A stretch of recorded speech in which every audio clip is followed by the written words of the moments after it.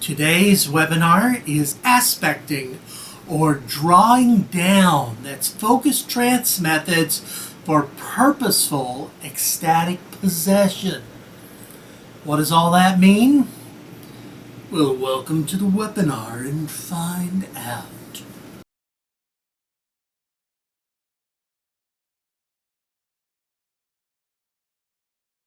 Live, trance, and prosper. Hi, I'm Dr. David Phillips.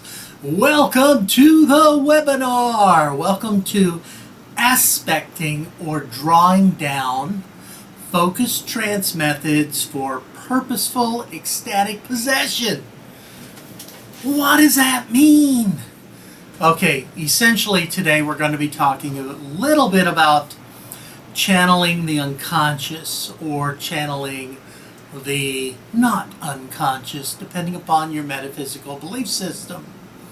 Now, whether you believe in ghosts or gods or spirits or anything extraneous to our own unconscious mind, whether or not you believe in these things, the techniques we're going to talk about today still apply and still can be very useful.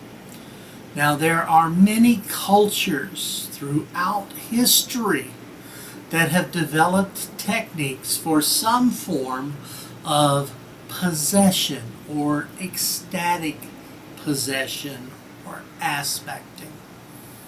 I live in Taiwan. I've lived here for many, many years. 26 years. Lived here a little bit longer than I lived in my home country. And in Taiwan, I've seen a lot of interesting phenomena related to ecstatic trance. In America, where I'm from, I grew up on the Bible Belt. I saw a lot of ecstatic trance. Folks didn't believe they were experiencing ecstatic trance. They believed they were being touched by the Spirit or other things. But the phenomenon is fairly universal. In the Bible Belt, in Kansas, where I'm from, there aren't a lot of folks who aren't Christian. In Taiwan, where I live, there aren't a lot of folks who are Christian. It's a very interesting cultural shift. But there's something interesting that does occur, and that is in most cultures throughout the history of our species, Homo sapiens have experienced ecstatic trance of some form or another. Now, this is primarily because that's what we do. We go into ecstatic states. I happen to agree with Diana Paxson, who wrote in her book on possession, depossession, and divine relationships, that she believes that, actually, let me just read that right here. I'll read it from the back of the book because I do have it. I was Interestingly enough, I got this after I scheduled this webinar. I didn't even know she had written on this topic, and I haven't had a chance to read this yet, but I did see from her introduction, she writes, "I believe that we are wired to enjoy sex because it encourages us to reproduce." I agree that we are wired in that way. The fact that humans find pleasure in ecstatic religious experience suggests that such states also have a purpose. If we long for connection to God or the gods, it is because there is something out there to desire. It's beautifully written, and it's probably true in some respects. I do agree that we are hardwired to enjoy sex, and that's because getting pleasure from sex increases the chances of reproduction. Other animals are interesting in that they're hardwired to engage in sex in different ways. Okay, and so their estrus period is pretty much different from our own period of fertility. Our species has developed a system whereby we enjoy copulation, and we can do it at any time, not just when we're in season. And we do that pleasure thing. It's an evolutionary tract in order to increase the likelihood of fertilization, of having babies. We don't have sex to have babies. That's a lie. I know there are religious folks who believe that's all the only purpose of copulation, but it has other purposes that we have evolved into. That pleasure, that bonding we get, those all increase the likelihood of fertilization, but that's not the only reason we have sex, and we've evolved to enjoy it for a number of reasons. Interestingly, humans also have evolved to enjoy ecstatic states. Not everyone can experience those states in the same way. We have some folks who are just better at it than others. There may or may not be a genetic predisposition. That's hard to say. Certainly Spiegel's studies imply there is. I disagree that some people can't experience it at all. I believe they just may be low responders who need to exercise. It's an attribute as well as a characteristic and talent and skill. So you may have the aptitude higher than other people, but if people practice, they improve their skill sets regardless of their innate aptitude, in my opinion. Others disagree with me. I know they disagree with me because I get nasty comments on my YouTube videos that talk about those sort of things. Yeah. Okay. All of humanity, okay, in our history, every single culture has developed some form of ecstatic states. Those ecstatic states usually are connected to what we call aspecting or drawing down, or if you wish, possession or manifestation. Okay? And when we see this phenomenon in other cultures, we often think of it as superstition or trancework, but when we see it in our own cultures, we often think of that as divine influence. There may or may not be a genuine divine out there that you connect with. Okay, that's up to your belief system. I have my own belief system, okay, and I do metaphysical trance work based on my own belief system. But when others perform that sort of work, they may have different systems that they engage in, or different belief systems, and that's all right. However, the underlying operators may still be the same, and actually you can use some of the same processes. As I said, when I was a kid, I'd seen ecstatic states, usually in the form of active prayer. But I know that some Christians in the area, the Bible Belt where I lived, they experience full-on ecstatic states. In fact, Pentecostal Christian churches are the fastest growing Christian denomination on the planet. Here in Taiwan, the number of Christians in the country has gone down over the last 20 years. It used to be about 5%.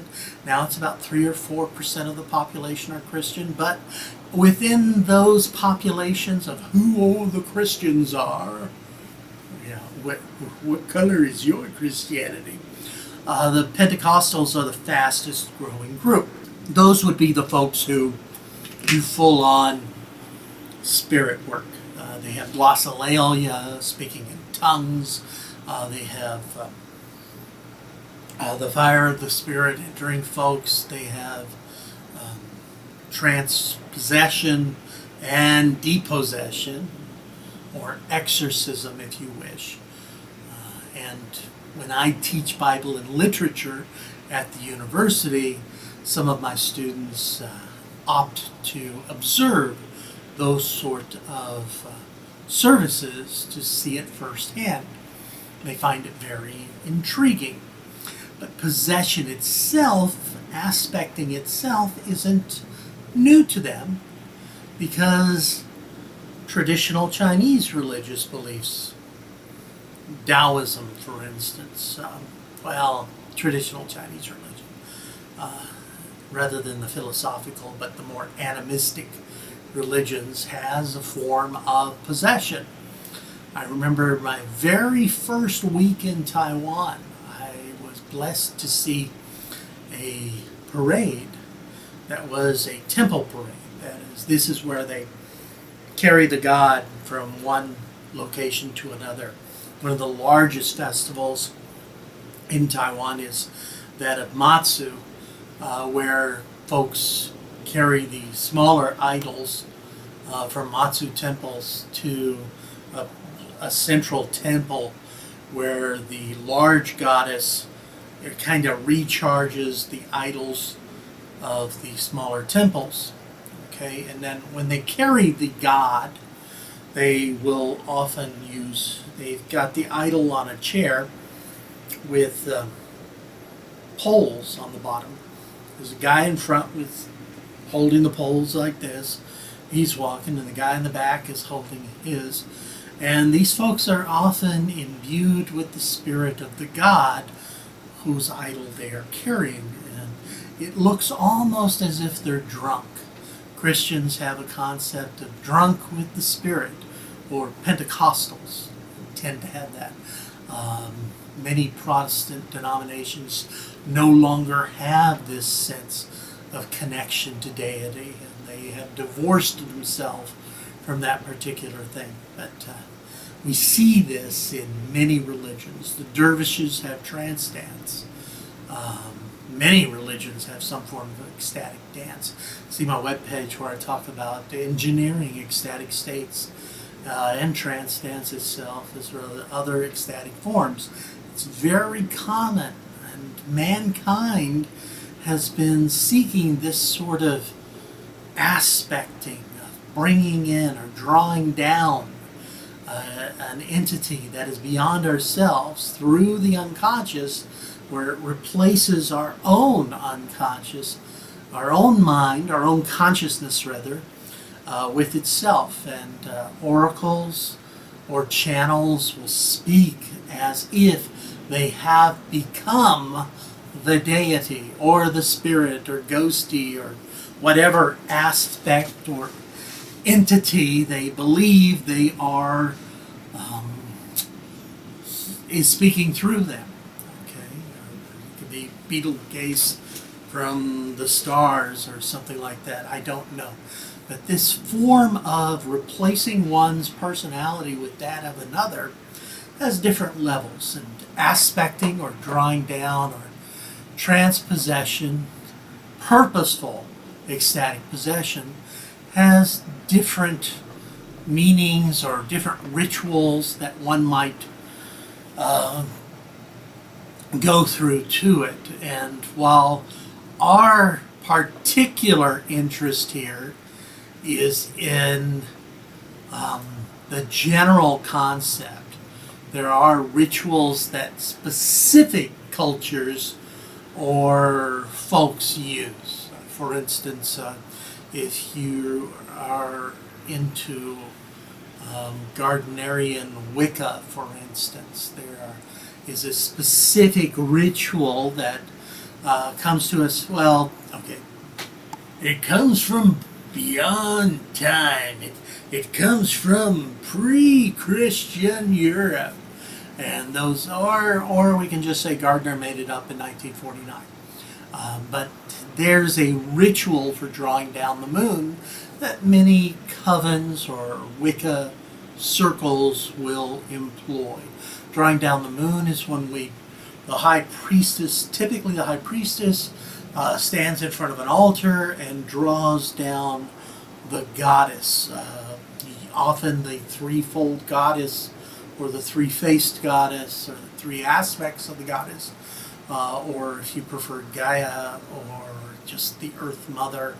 But she draws the goddess into her with the priest, high priest, the male aspect, animus anima, kneeling before her and holding. Well, the Gardnerian ritual is very specific, and it's very particular type. There are others who use other types for this sort of thing. But one ritual, which is highly often used, is for the magus, or for the high priest. And this is what they call Wicca. This is one form. Others who call themselves Wiccan would use another form. I personally don't use this particular sacred text because, well, I'm not Wiccan.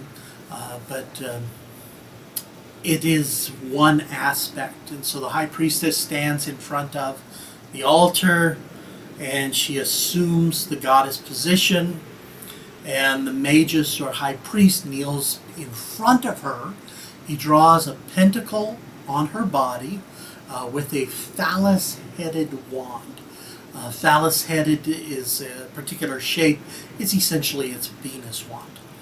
Okay, and I invoke and beseech thee, Almighty Mother of all life and fertility, by seed and root, by stem and bud, by leaf and flower and fruit, and by life and love do I invoke thee to descend into the body of thy servant and high priestess, naming her. Okay, and the moon is then drawn down.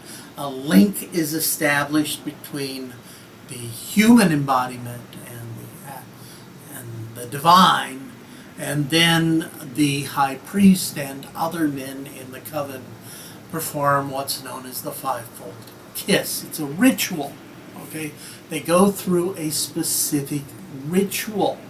Now, when I practice saving, which is a Northern European, it's a Norse practice, it's Anglo-Saxon, it predates the Vikings, of course. But when I practice saving for myself, I also use chant. I also use a conditioned response.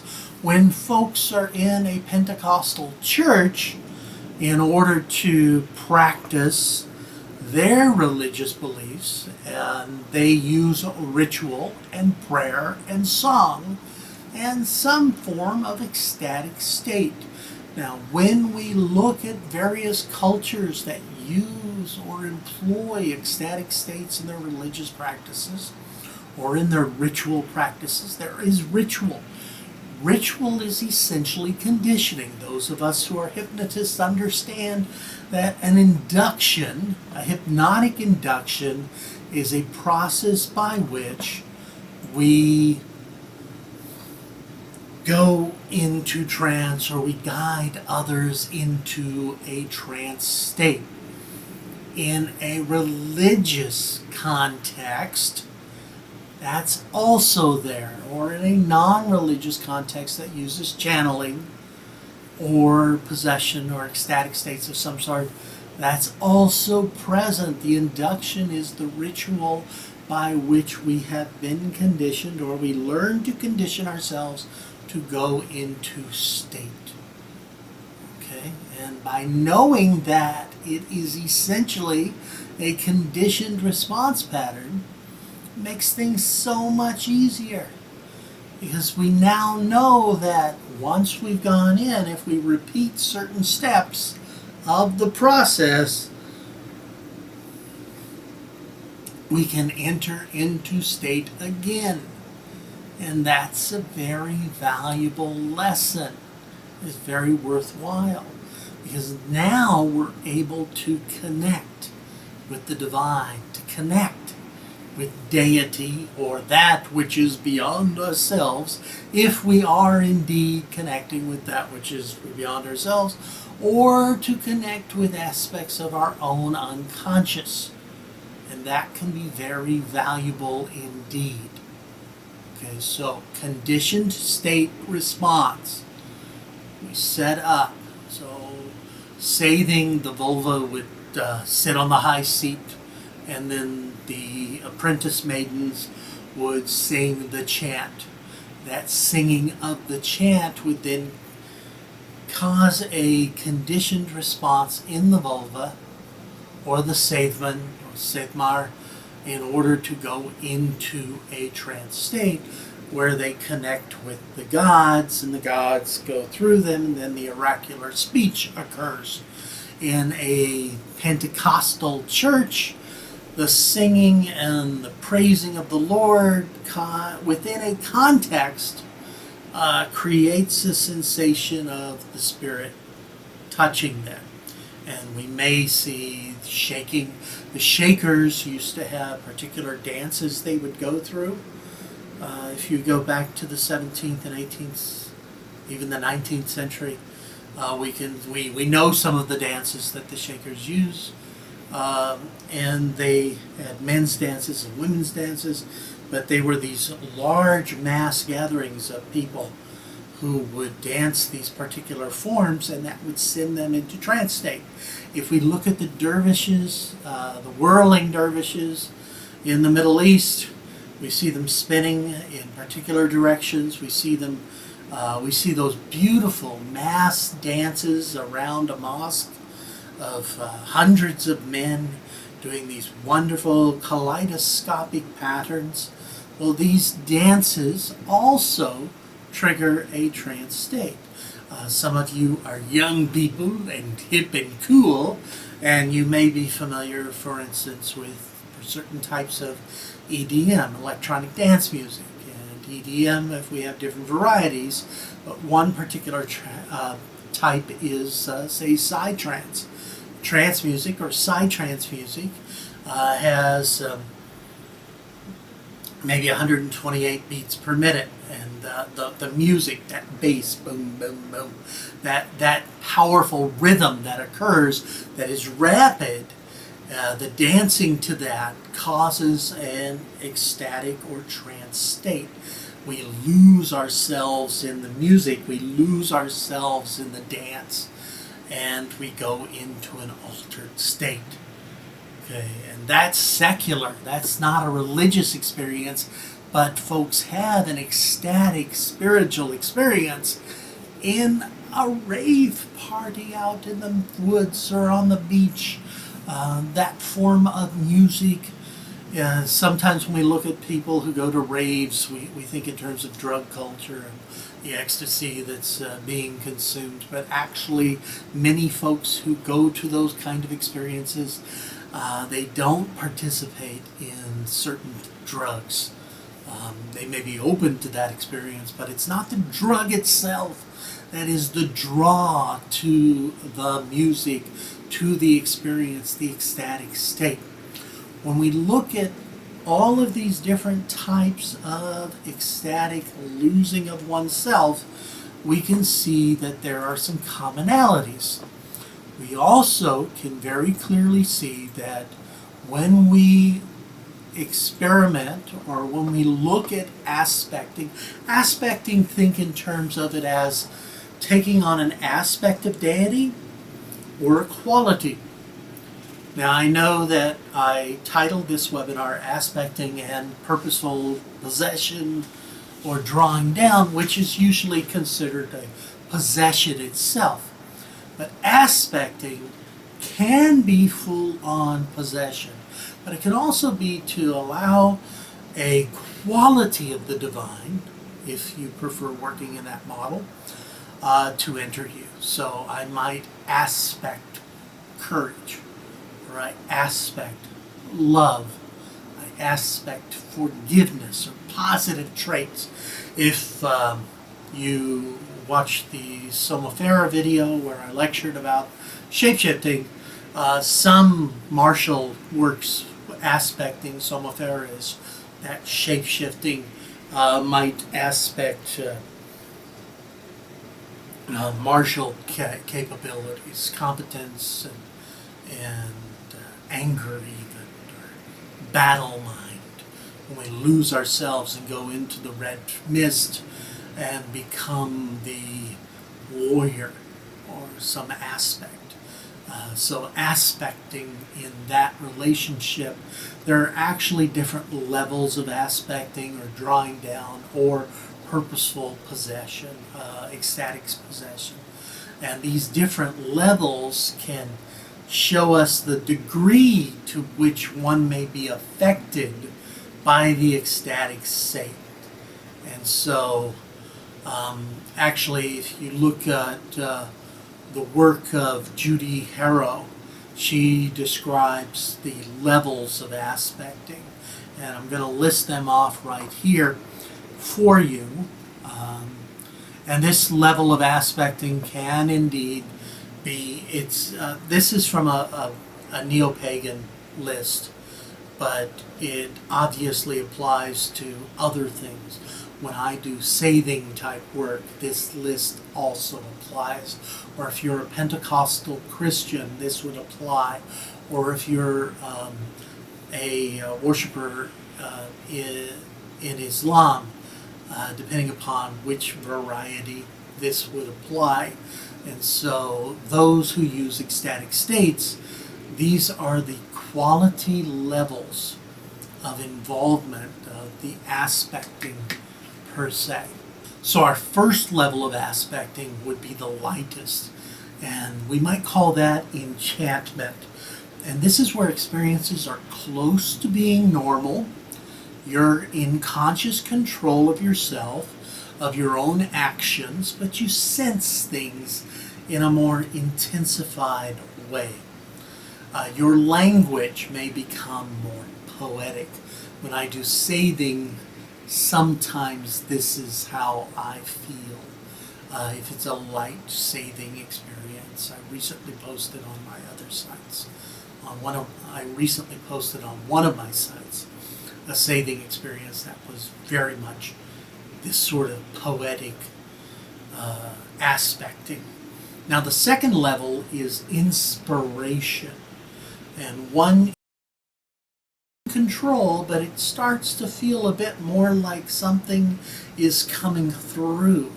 It's not just a heightened experience, but in this state you might feel as if you have knowledge you wouldn't normally have.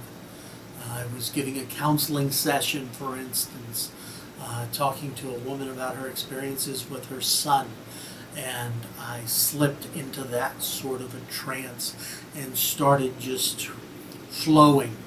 And in the flow, I was talking about things that I didn't have direct knowledge of, but it was obvious that it was exactly what she needed to hear and was experiencing with her son. So that's where we get inspiration. We have enhancement and inspiration, and then we might get deeper down into third state aspecting, which is integration. And integration is different from the previous two, in which some people refer to this as the actual state of aspecting. And so it's, for instance, hypnotists might consider a light trance to just be relaxation, but they don't consider that hypnosis. They just say, oh, that's just relaxation. That's when we get into somnambulism or integration, which is our aspecting. This is when we start to speak as the God or the spirit or the entity or the unconscious construct. So we become as if we're speaking. And so some people describe this as feeling like their personality steps aside. You just let it step aside from half of your space to allow for someone else to come in. Now afterwards, a person who has done this level of integration or aspecting, they may not have complete memory of what has occurred. Typically they have memory, but it's going to be incomplete, or it's going to feel as if it's not their own memory, which can be a really freaky experience if you've never had it before. After a while, you get used to it. But that's the third state of aspecting. That's integration. Now, there is a fourth state. And so while integration allows the divines to speak through you, the fourth state is full-on trance possession. And when we have full trance possession or ecstatic state possession, that's when people start doing things they can't normally do, such as glossolalia. They speak in tongues, or they do physical acts that require great strength, or afterwards there would be no conscious awareness of what's occurred. This is where your personality not only steps aside, it steps below and is subsumed by the divine or the unconscious state. Okay, and that's where your unconscious, if you prefer, becomes fully involved and reveals itself and takes on that personality or that trait. And that would be deep level aspecting or full ecstatic trance possession. So we have enhancement, inspiration, integration, and full trance possession. Now there is a wonderful shortening of this among some folks, such as Raudhild, who follows Norse traditions, who described it more as instead. So enhancement, inspiration, integration, full-on ecstatic trance possession becomes you're wrapped up. The goddess or god has gently wrapped a cloak around you, and that's our enhancement level. Our next level of inspiration can be think in terms of being tied up. You're starting to be held by the attribute of that divine being. And then we're tangled up, that's integration, where you're starting to get all mixed together. And then Raudhild had a really nice my big toe, which is when you're not very present anymore. Hypnotists, you might know, a wonderful induction for children that works having a child imagine their big toe on whichever foot, just one of their big toes, starts to become bigger and bigger like a balloon. When the child is feeling that sensation, they're dissociated from the other parts of the body. It's actually a wonderful process to use for pain relief because they focus on that sensation. They miss feeling the discomfort that they may feel in other types of things. Once in a while I'll use that when I go to the dentist. But my big toe, where you're not very present anymore, you're focused, you're subsumed, and you kind of step half away as the entity or divinity flows through you for integration. And then finally, for the level of full-on ecstatic trance possession, this particular list would say bye-bye baby, and that's where you won't remember much of anything afterwards. So wrapped up, enhancement. Okay, wrapped up is enhancement. Tied up is inspiration. Tangled up is integration. My big toe becomes a form of stepping aside. That's a more intense integration. And of course, bye-bye baby. So we have 4 levels or 5 levels, depending upon which you want to play with, which divides the integration through the full ecstatic trance possession into 2 into those two become 3 levels of that. But it is worth noting the differences, that there are different levels. And some folks have difficulty hanging on to this concept of the different levels. But once we understand that, then we can see, how do we use it? Now, when you use it, there are other things you can do. One more process for this. Some folks, drawing down the moon can have very specific connotations for you. Drawing down the sun, is where the high priest draws down the sun god, so to speak, has other connotations. I talked a little bit about the Gardnerian process and the fivefold kiss, and drawing down the sun would have another version of that. But there's other ways of aspecting, of simply develop your chant or ritual if you prefer not to chant. I tend to use breathing. Others use movement. If I use, I often, as many of you know, I do breathing in the energy and allowing my body to begin moving. That's my ritual, which sets my personality aside, and then I can play with different aspects, either in a metaphysical or spiritual sense, or for other reasons. And this doesn't have to be for metaphysical or for religious use. It can be used for all sorts of other things. There's a wonderful process of aspecting, which is also called deep listening.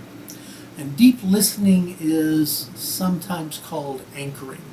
Now, for those of us who are hypnotists or neurolinguistic programmers, that word can be a loaded term, anchoring, because it has certain use in hypnosis and NLP. But here it's more to deep listen or to anchor yourself at a certain level so that you can listen and experience well. One way to do that is when you're aspecting is to breathe it in, start up here,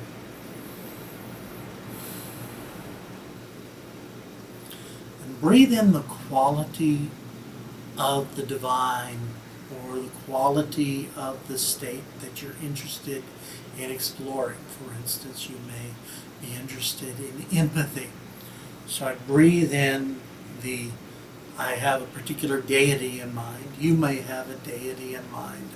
You want the love of the Lord or the Holy Spirit to enter you, or perhaps you are interested in experiencing the warmth and loving kiss of Freya, or the embrace of Inanna, depending upon your own belief system. But I tend to breathe in that aspect of the divine. Okay, so I want the empathy of Frigg. And so when I breathe in the empathy, the loving, unconditional love and empathy of Frigg, the mother goddess, I breathe in that sensation up here. And then what I do is I allow that to continue with each breath. And I slowly begin dropping it. Now, some folks, they work with chakras. And if you work with chakras, you may put this in a particular zone. I like to just feel that aspect here. So I breathe it in and I anchor. So I allow it to drift down with my breath out, 3 to 5 deep breaths, and I feel the sensation of, for instance, empathy from Frigg, or from Matarasu, or Guan Yin, or whomever I'm working with, depending upon your value system. And I anchor it right about here. You do mid-chest, okay? So you go with your heart or lungs, however you want to think of it. But I feel that warmth And I just kind of imagine it's just there. And I just continue breathing it. And as I do that, I also listen. That's the deep listening. If you're in a religious context, you can do active prayer in church, for instance. And active prayer doesn't mean that you're running around. It doesn't mean you're shouting. You're just kind of breathing. You can do it with your eyes open or eyes closed. So while the sermon is occurring, you can allow yourself to just feel that Spirit, the Holy Spirit, just enter you and just drop it right here so it just resonates from you. Every breath you feel that warmth and that love and that positive sensation. Every breath, just feel that and allow yourself to experience it more and more. Okay? And as you do that, you start focusing on it to a degree that you let other outside states drop, outside inputs drop, so that you are focused on that. What you'll notice is, especially if you're interacting with others, if you're doing oracular work, when you speak with others, you then connect with them to a way that you hear more than you normally would hear. Someone's talking to you, you can drop it down, just 2 or 3 breaths, you drop down into that state. And as you speak with others, you can move, you can speak, you can converse. You are enhanced, inspired, integrated to a degree that you hear more of what they tell you, and you feel more of what they tell you within the context of the divinity and the divine that you are aspecting, and you can work with them in that way. It can be very disconcerting for some folks the first few times they do it, but after a while you learn a hook so that you can anchor yourself into that feeling, but you may also make sure that you're safe and you don't lose everything. Some folks, 4th level or full-on ecstatic trance possession can become very disconcerting. And I will say now that for some folks, they shouldn't do this sort of work. Just as I've said when I've talked to folks about automatic writing or automatic drawing, there's some folks who just shouldn't be working with that, especially if they've had problems with it before. And yes, there are signs that folks overdo it, and you need to make sure that you're helping them and that you don't get over-connected to it. Remember that you are living this life and within this personality construct for a reason. And so displacing your own personality just because you're escaping isn't the way to go. You want to be aware. And if you're working with folks, I would strongly suggest you don't teach them this stuff unless they're ready for it. And if you're unfamiliar with anchoring, or if you're unfamiliar with the strength of your own personality, work on that prior to doing this sort of work. But it can be very, very beneficial to a lot of folks if they give it a go, if they are ready for it. And that, my friends, is an introduction to aspecting, drawing down, or purposeful ecstatic trance possession. I hope this has been helpful to you. Some of you I know, actually a number of the folks here today, I know that you'll be in Sydney, Australia in September for the Sensual Mind Ecstatic, where we will be playing with ecstatic states of a sensual or erotic nature. I look forward to meeting you then. Others, if you're not going to be seeing us in Sydney, I certainly hope that someday we will meet in person. If not, that's all right. Please be sure to click subscribe on my YouTube channel so that you get notices when we have new videos. And check out my web pages for lots of stuff. Every week I do get out a new video on my main site and other sites periodically. And so please check out all of that. I hope to see you in Sydney.